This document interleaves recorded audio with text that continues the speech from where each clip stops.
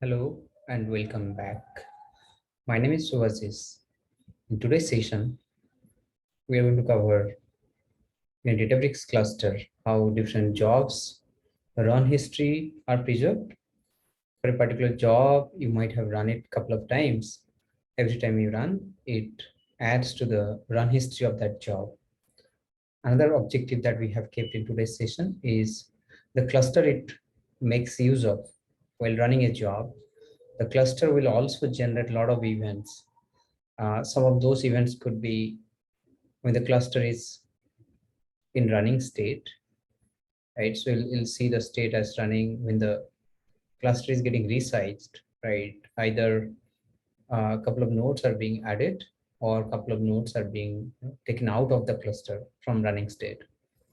And then finally, the cluster will be in terminated state. There could be few other events, but for today's session, we'll be focusing mostly on some of these events like running, resizing, and terminated. I'll share my screen.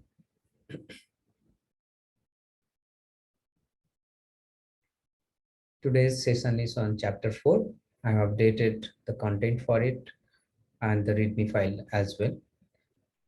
Some of those files you will see being carried over from the previous chapter, chapter 3.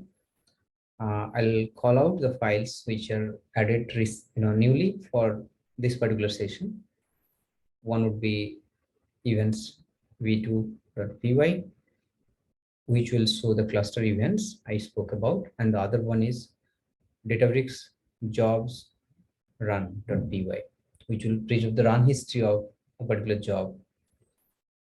Let's dive into the new tables that we have created as part of this session, primarily from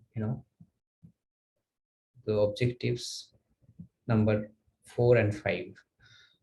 Until 3 we have already covered in chapter 3. For chapter 4 we have added 4 and 5. All right. Coming back to the files in tables, you will see, as you have mentioned in the README, there are two more tables which are added: DataBricks cluster events and DataBricks jobs run for those new objectives, right?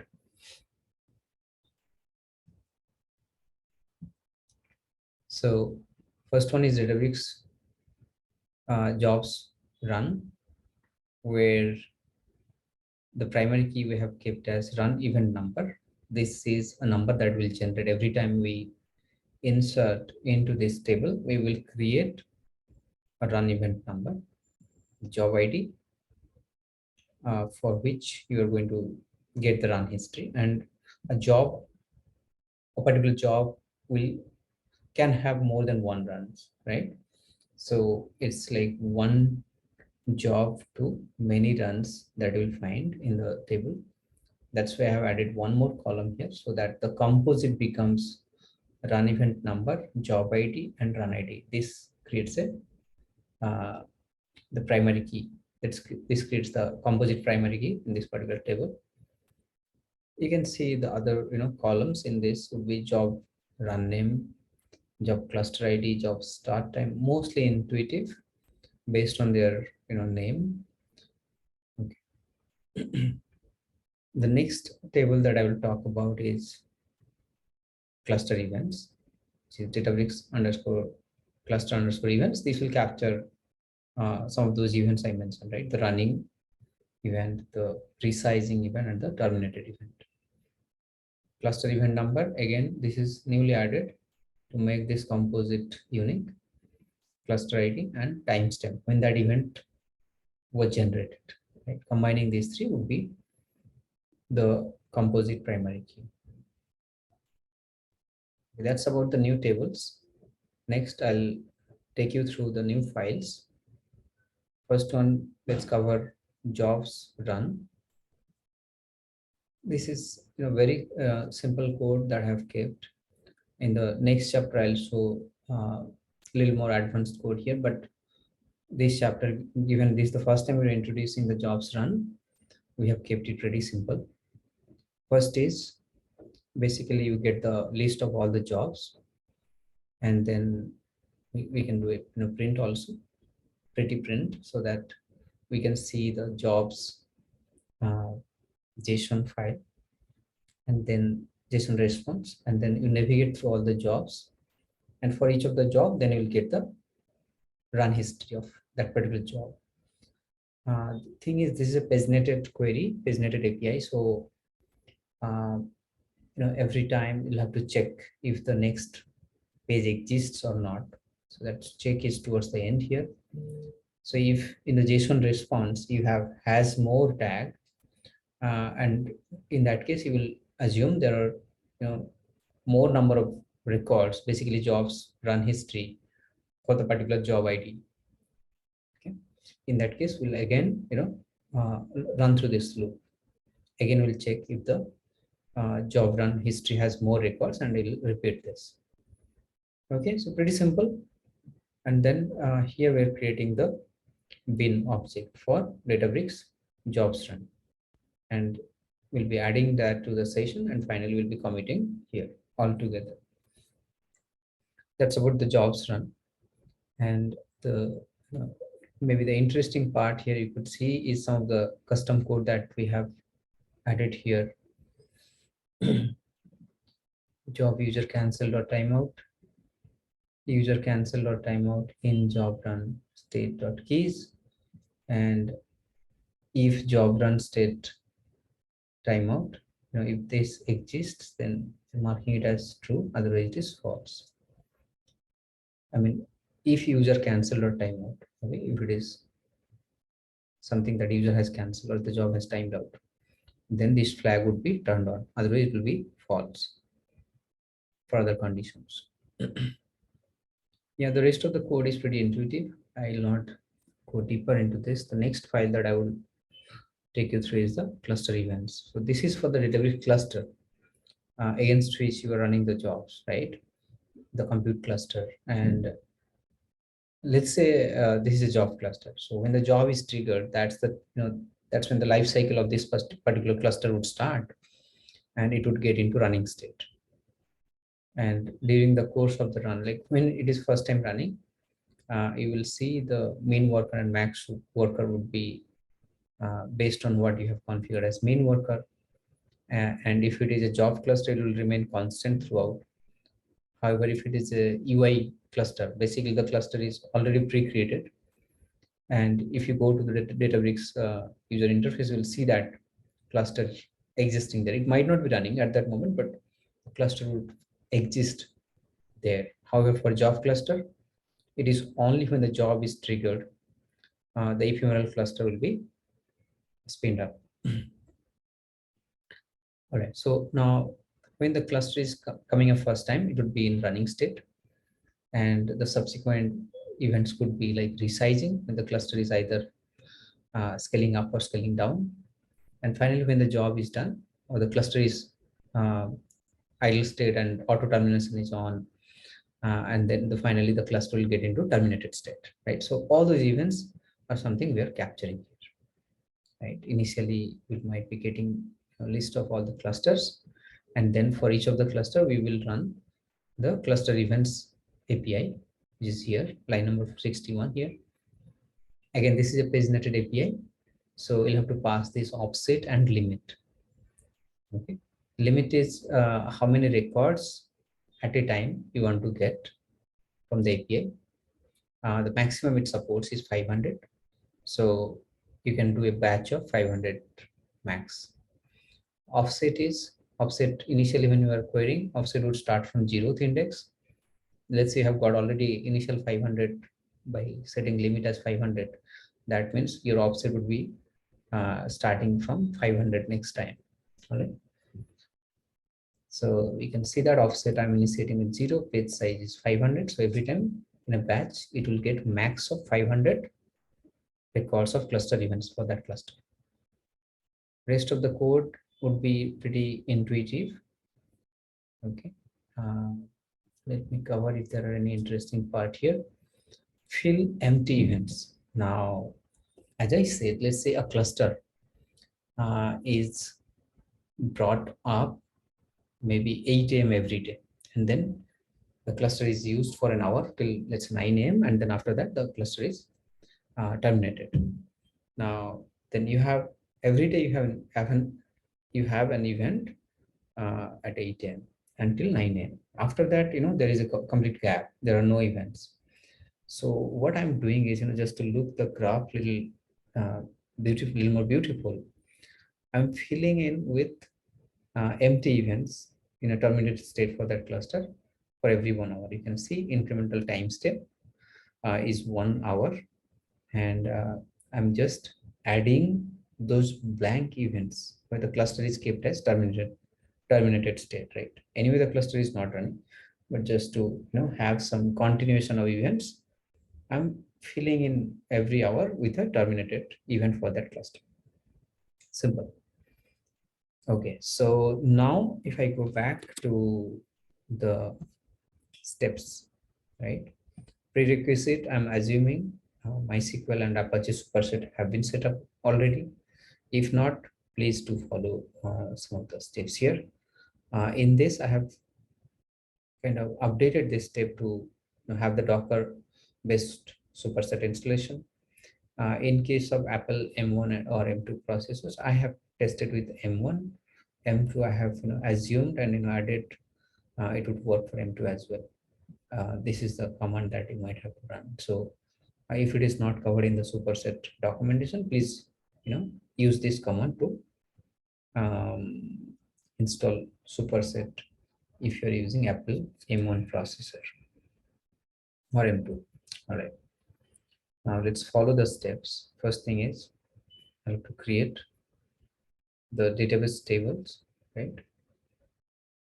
Okay, create required tables. So first thing is I'll go to MySQL and I'll create a new database. Okay, I've run this, and you can see this new database chapter 4 has been created here. The next step would be create the required tables, right? For that, you have to run. If you go to PyCharm, where you have, imagine you have checked out the code from chapter 4, the file that you have to run is tables.py. Okay, even if you're not running this tables.py, and anytime you are interacting with any of those newer tables, right? The newer tables are DataBricks cluster events and DataBricks jobs run. If you're interacting through your code and uh, it determines automatically the table does not exist, it will create them. So not to worry, but here we'll explicitly create the tables.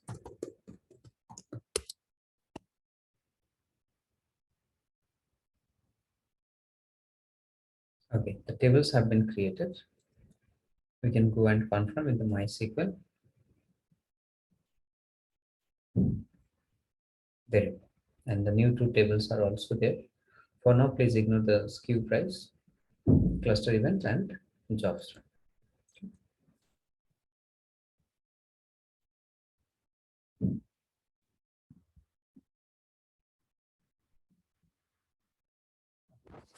Let's see the next steps. We have the tables created, and then we're going to run this database clusters.py. These are all old steps.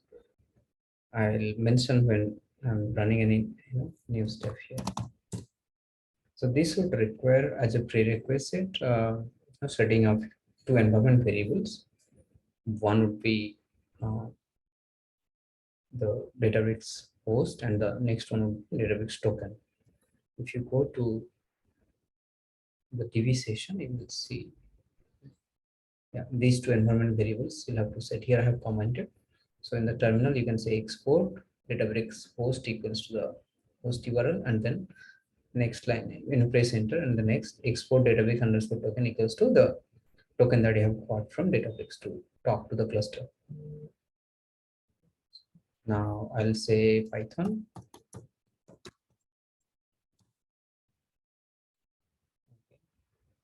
Am I in the right place? Oh, sorry, I typed 2 times. Okay, there you go. So the clusters have been added. Next, what is the step here? DataBricks jobs. Those are all steps again. Let's quickly run them through. Now, I have obfuscated, some of those information. So if any of those calls are failing for me, then I'll assume, that is for obfuscation. Otherwise, it is mostly okay. So until the steps that I have run already covered in chapter 3, these two steps are newly added for chapter 4. Hopefully it will run through. So this might take a while because some of your clusters might be existing for years, couple of years, and then it might have been used so many times during this time, and then you can assume the number of events that it might have persisted against that cluster would be really high. So in that case, because it's a paginated API, it might be calling loop couple of times until it covers all the events for that particular cluster. Okay, so let it run, and then we will come back to the next file after that. So cluster events API run has completed. Let me go back to the next and final step, which is getting the jobs run history. This also is a paginated API, and based on the number of jobs that you have and their run history, it might take a while. So part of the call has failed. Let me take care of it.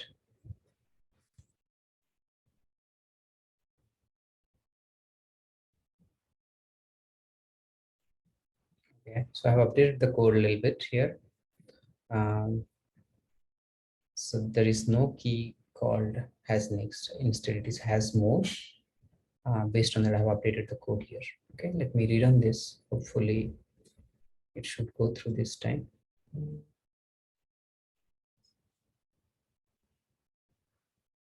We duplicate. So because I'm running this the second time, let me clean up the table and rerun that. I should clean up from chapter 4.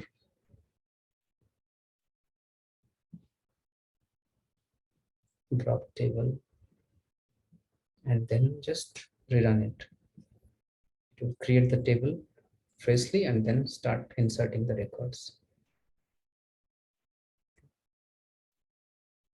When I ran it last time and it failed, why did not it fail for the other jobs, right? So some of those jobs might not have more than 500 records. For that, the only job it might have more than 500 records for which it encountered the error. The other jobs did not get into that code block and they succeeded. But this time, because we have updated, it should go through unless there are other errors exist.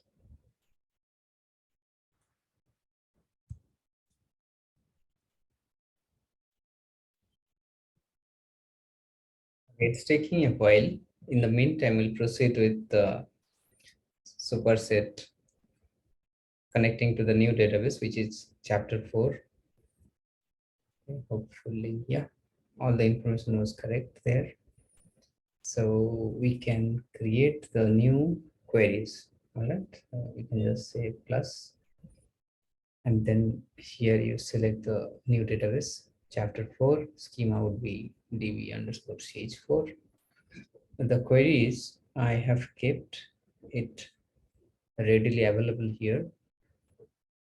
That would be dashboards.sql.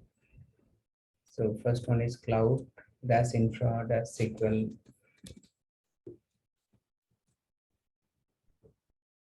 Check. Yeah,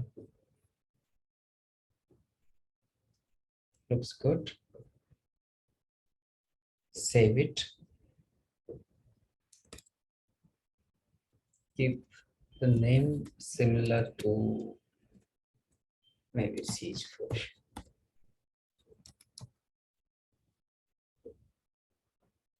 You can say save dataset. I'll give like this. Okay, I'll do the exploration later. For now, I'll create the rest of the queries as well. So just if you want to keep it this way, let's keep it this way. Next one is cloud infra cluster events. Right. And plus, so check the query. All right, so we'll figure it out what is going on.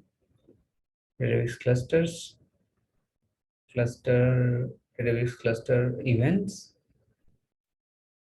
Okay. Select command denied for user cloud infra user cloud infra d user for GB.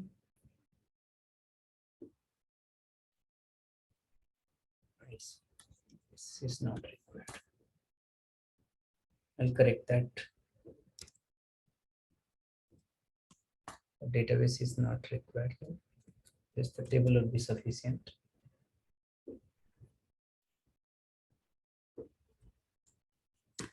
This is better.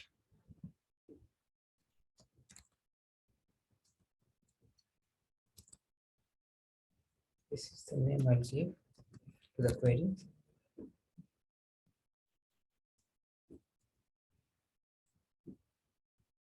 And corresponding data set. I don't know how much time I'll be able to spend to create dashboards or the charts from each of these data sets today. I'll try.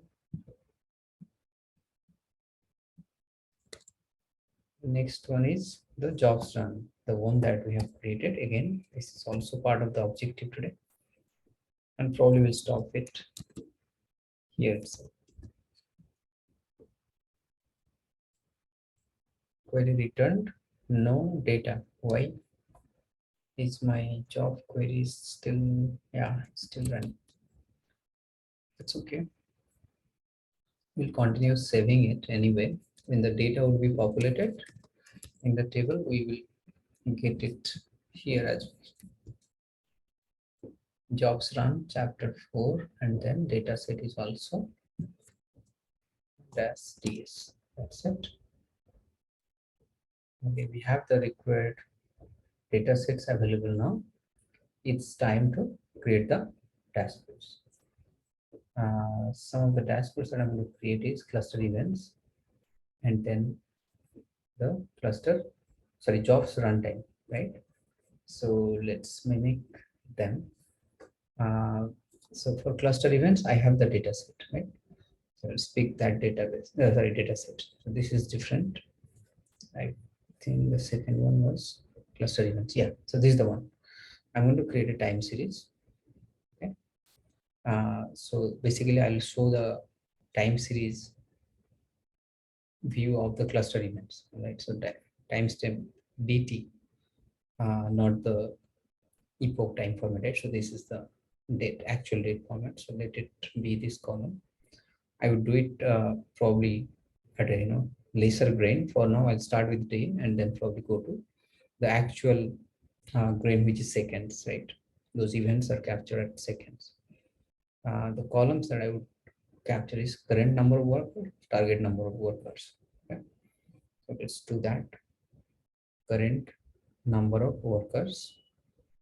This is one metric, and I'll say average.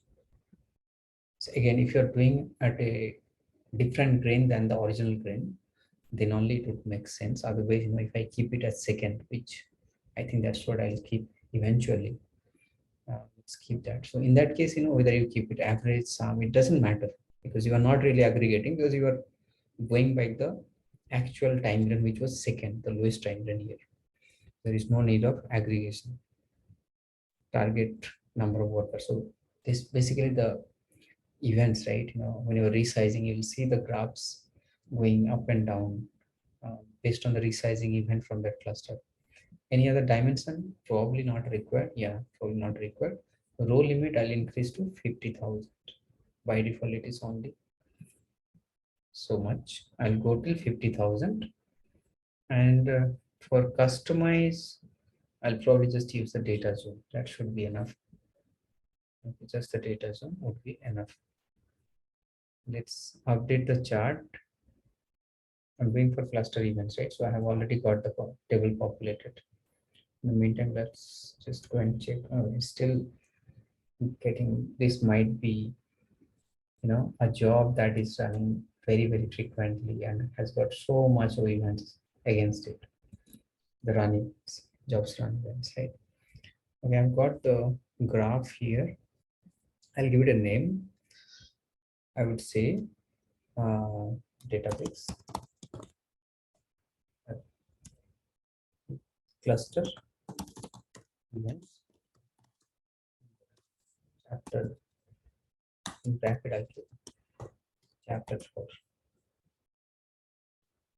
Right now, I'm not adding to any dashboard, but I'll do that later. Okay, next, let me build a dashboard. Okay, let me build a dashboard. I'm going to use this view. I'll use. I will say DataBricks cluster insights for chapter 4. Let my page get loaded.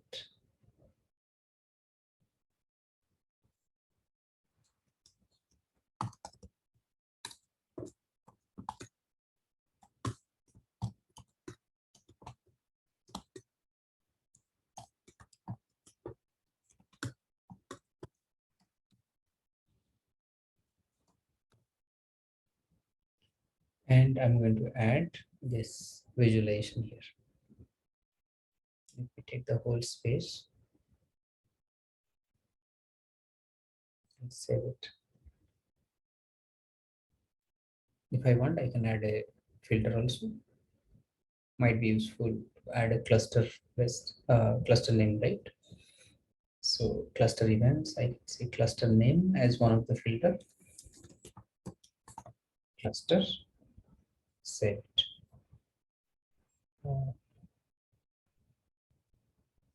Save it.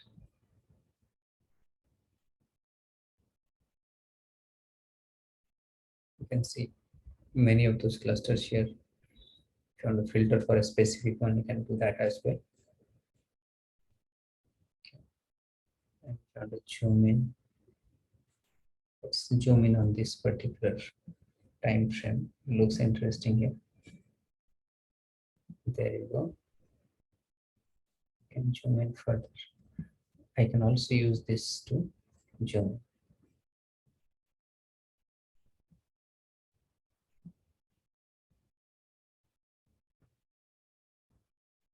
That's it.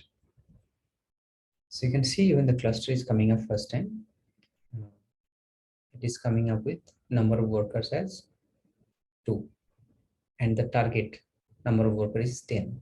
So that means the next event, if you capture the next event, here you will see your,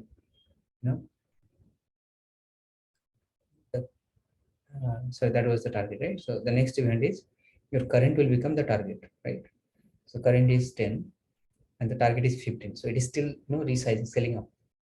The next event, if you go, you will see the current becomes the previous target, which was 15. Now current is 15. Now it is scaling down, right? 15, 14.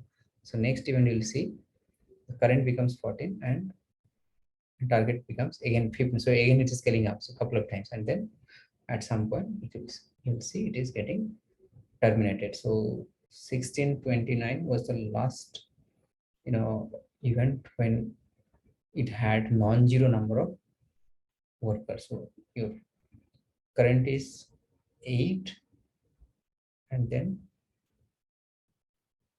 here it is terminated, completely terminated without any nodes being on. For something, again it came up after a couple of hours. Again it came up at this point. Right?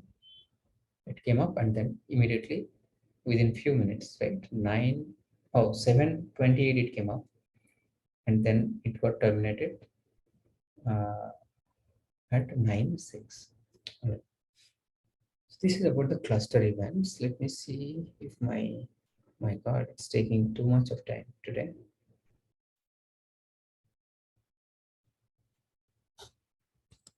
I'm not sure I'll be able to cover that or not today.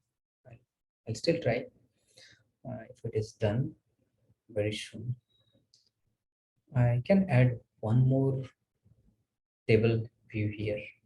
Let me add one more chart so those cluster events you can see in a tabular format as well. Right, so let's do that. So this time we will add a table. Okay, it's a chart. I think I'll have a similar one already here. Let me see. I'll just mimic that. Let's see cluster events table. I think that's how I created earlier. So we'll keep it this way: cluster name, state, timestamp, and so on. Let's do that. So this will be of type table. My data set is going to be again cluster events, chapter 40s.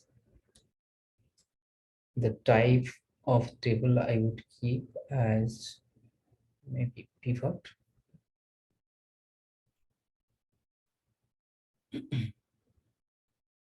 It can be a simple table also. It need not be a pivot, by the way. Let me try a simple table. Okay. Timestamp date. I'll keep the original. You can see either original value or second, either in this case, whatever it is. Second. You can also filter if you have too much of data. You can filter maybe for a specific time range, date range. Dimensions.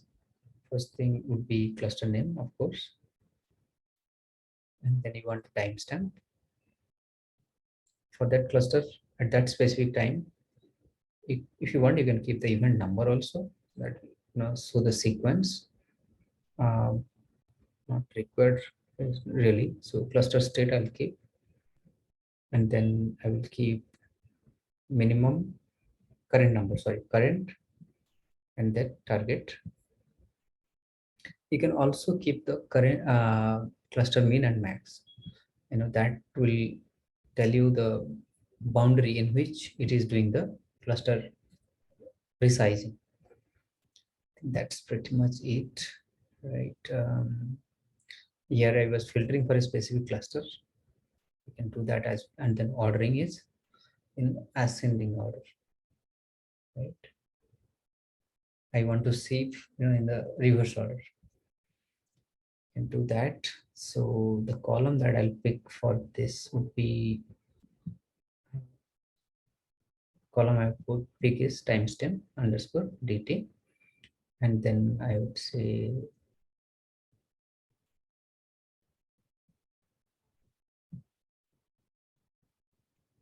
did I select the right thing? Short y, yeah. Times I can just drag and drop also. It's fine. Why it would require an aggregation? Not sure.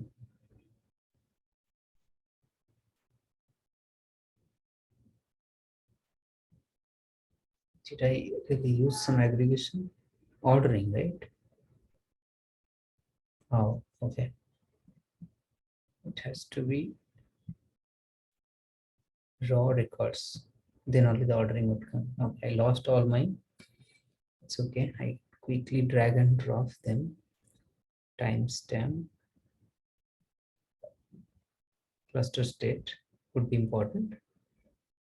Current, target, cluster min, cluster max. Basically, it cannot go below min, it cannot go above max. I'll put the ordering also. If that is useful. Clustering. What was that? Timestamp, right? Timestamp dt ascending. That should do. we can filter outside, right? We don't need to filter within here. That's I need to save it with a name, so I would say cluster events table for chapter 4. I'm going to add it to the dashboard. So that was for reduce cluster. Oh,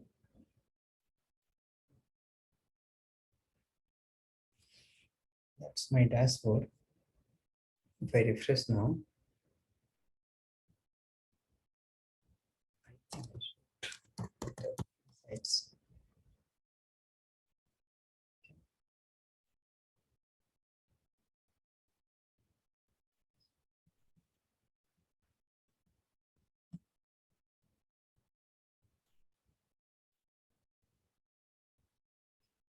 you will see a new chart. If not added, I'll add it now. Okay, it's not added.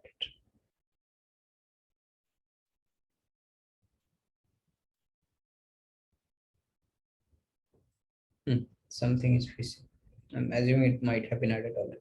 That's why it is not. Still not.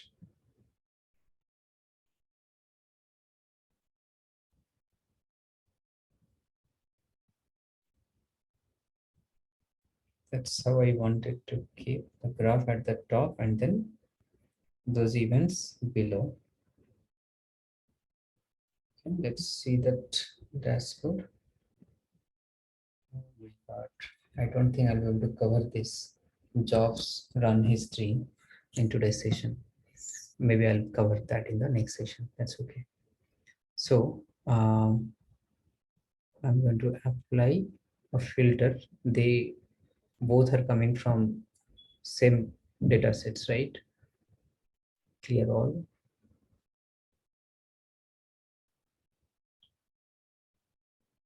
And then select the ETL analysis and apply that.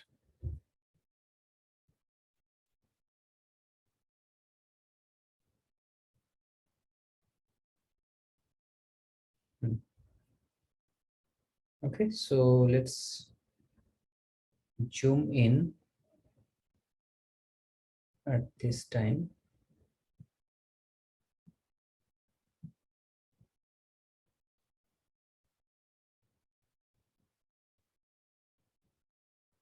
Twenty-ninth of what? July. Let me zoom in here.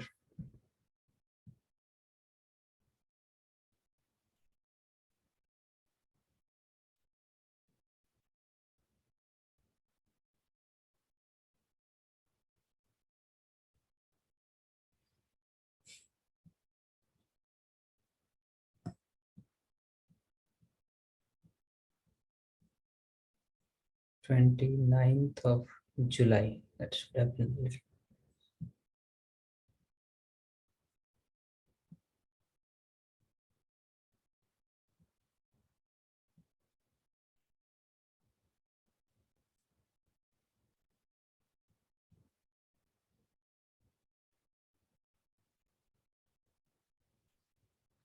Twelve eight. Did I lose any row limit?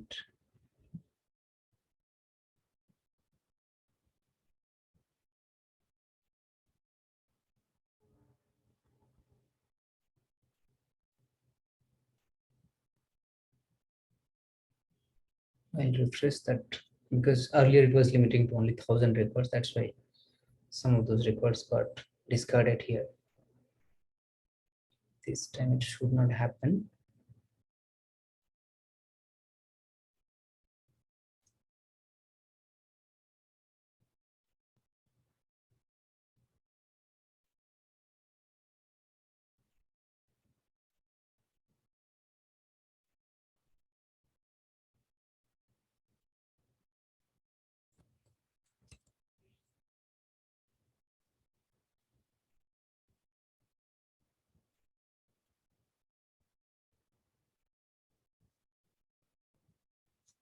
'How about taking the last, so 12 of 8.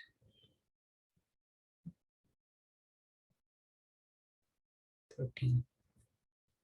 I'm getting only from August, right? So let me take, what is this date? 25th of September.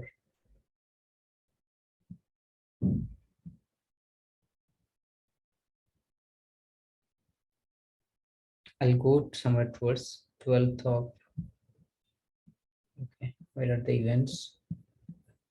Let me see, where are the events?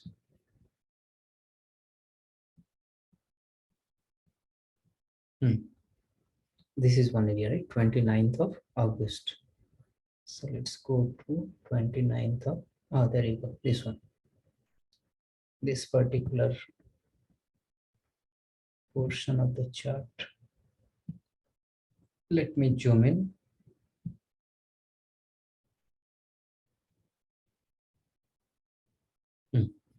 Okay, zoom in further.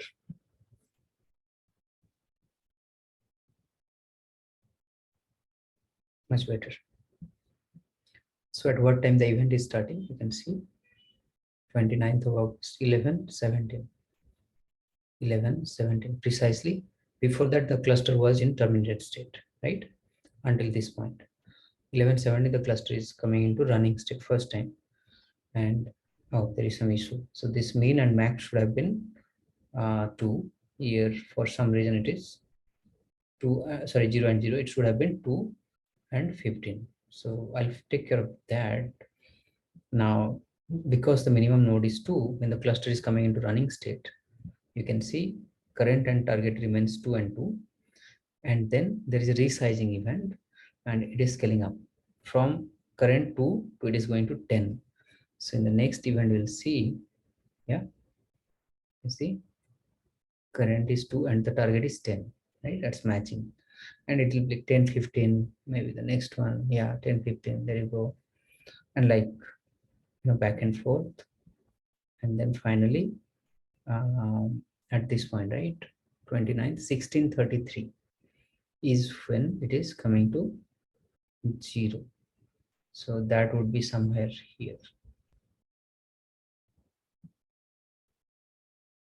1630, 33, 1630 or 33, somewhere there. Yeah, it is coming to 0. So that's how you can see the cluster events, how the cluster was coming into running state, size, resizing up and down, and then eventually it is coming to terminated state. So during this time, maybe one or multiple jobs are being run. The other call did not end. Otherwise, I mean, maybe in the next session I'll show you during this time, what all jobs were running in this cluster. Okay, that was the objective for this session. However, I'll cover that in the subsequent session. Thanks for watching.